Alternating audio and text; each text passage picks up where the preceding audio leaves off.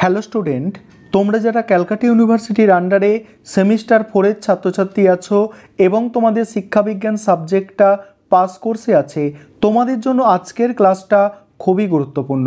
আজকের ক্লাসে তোমাদের 10 নম্বরের একটি গুরুত্বপূর্ণ বড় প্রশ্নের উত্তর নিয়ে আলোচনা করব। প্রশ্নটা কি? দৃষ্টি প্রতিবন্ধকতার সংজ্ঞা দাও, দৃষ্টি প্রতিবন্ধকতার সমস্যাগুলি ব্যাখ্যা করো। অ্যান্সারটা বুঝে নাও। চোখ হলো মানবদেহের অন্যতম গুরুত্বপূর্ণ দর্শনেন্দ্রিয়। চোখ বা দর্শনেন্দ্রিয় পরিবেশের সঙ্গে শিশুর বা ব্যক্তির সংযোগ স্থাপনে বিশেষ ভূমিকা পালন করে। দর্শনগত কোনো ত্রুটি, বাধা বা অনুপযুক্ততার কারণে একজন দৃষ্টি প্রতিবন্ধী হয়। দৃষ্টি প্রতিবন্ধীদের দুভাবে সংজ্ঞায়িত করা যায়, আইনগত সংজ্ঞা আর শিক্ষাগত সংজ্ঞা। আইনগত সংজ্ঞার ক্ষেত্রে কি আছে? 1 নম্বর পয়েন্ট হচ্ছে আমেরিকান মেডিকেল অ্যাসোসিয়েশন।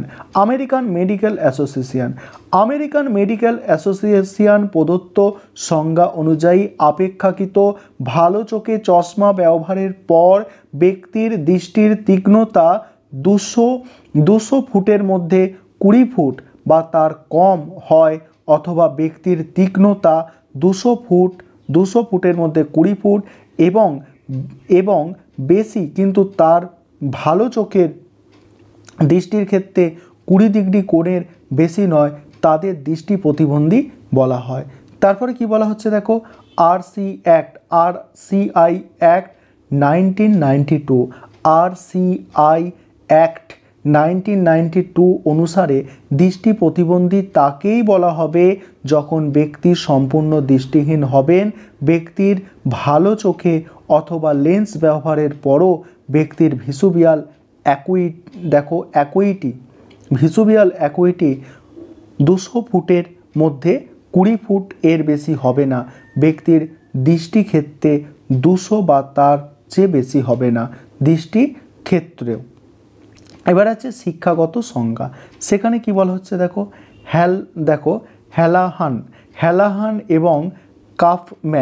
হ্যালাহান এবং কাফম্যান বলেছেন, শিক্ষাগত উদ্দেশ্যের দিক থেকে দৃষ্টিহীন তারাই যাদের দৃষ্টিশক্তি এত ত্রুটিপূর্ণ যে তাদের ব্রেইল এর মাধ্যমে শিখনের ব্যবস্থা করতে হয়।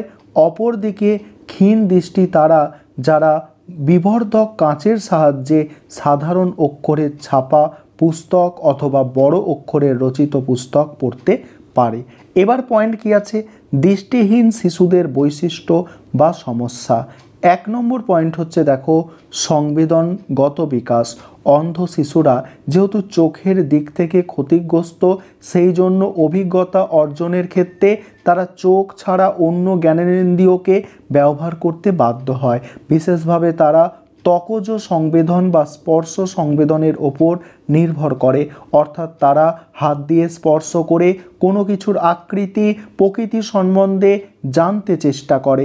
দ্বিতীয় পয়েন্ট হচ্ছে দৈহিক বিকাশ। সাধারণ শিশুদের সঙ্গে অন্ধ শিশুদের দৈহিক বিকাশের পার্থক্য নেই বললেই চলে, তবে সঞ্চালনগত বিকাশের ক্ষেত্রে দৃষ্টিহীন শিশুরা কিছুটা পিছিয়ে থাকে। এই পশ্চাৎপদার কারণ প্রশিক্ষণের অভাব।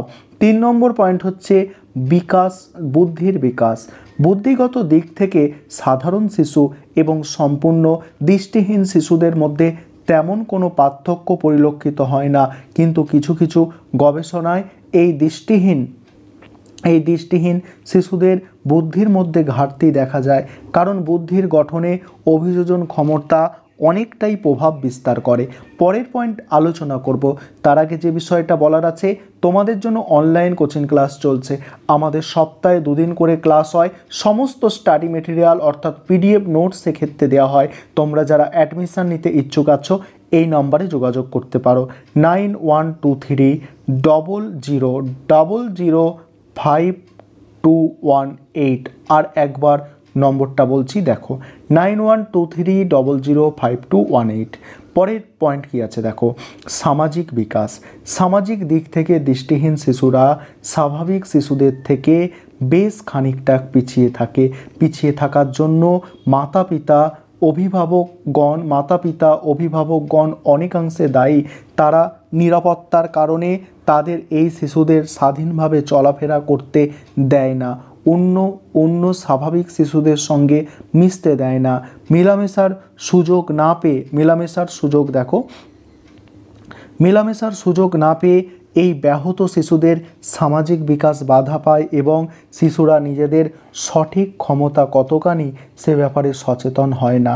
তারপরে কি বলা হচ্ছে দেখো, পরের পয়েন্ট, ভাষার বিকাশ বা বাচনিক বিকাশের ক্ষেত্রে সাধারণ শিশুদের তুলনায় ক্ষীণ দৃষ্টি বা দৃষ্টিহীন শিশুরা পিছিয়ে থাকে না, বরং কোনো ক্ষেত্রে এরা অনেক এগিয়ে থাকে।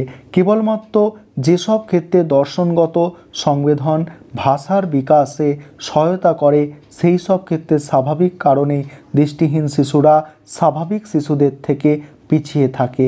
এছাড়া এরা অপেক্ষাকৃত জোরে কথা বলতে চায় অথচ ধীর গতিতে কথা বলে।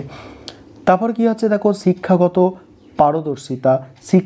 পারদর্শিতার দিক থেকে দৃষ্টিহীন শিশুরা স্বাভাবিক শিশুদের অপেক্ষায় কম পারদর্শী সম্পন্ন হয়ে থাকে। এরা সাধারণত আন্ডার অ্যাচিভার হয়ে থাকে, কারণ পর্যবেক্ষণের মাধ্যমে এই দৃষ্টিহীন শিশুরা অভিজ্ঞতা অর্জন করতে পারে না। পরের পয়েন্ট হচ্ছে অনুকরণের মাধ্যমে শিশু অনেক কিছু শিখে থাকে, তবে বাচন বা বক্তৃতা, তবে সম্পূর্ণ দৃষ্টিহীন শিশুরা অনুকরণের মাধ্যমে এটি শিখতে পারে না। তারা শুধু শ্রবণ ও স্পর্শ ক্ষমতাকে বেশি পরিমাণে ব্যবহার করে থাকে। মূল্যায়ন দেখো, বিভিন্ন পরীক্ষা থেকে শিক্ষা বিজ্ঞানী এবং মনোবিজ্ঞানীরা প্রমাণ করেছেন দৃষ্টিহীন শিশুদের মানসিক ও দৈহিক বিকাশের থেকে যে সামান্য দুর্বলতা আছে, উপযুক্ত শিক্ষার সাহায্যে সেই দুর্বলতা দূর করা সম্ভব।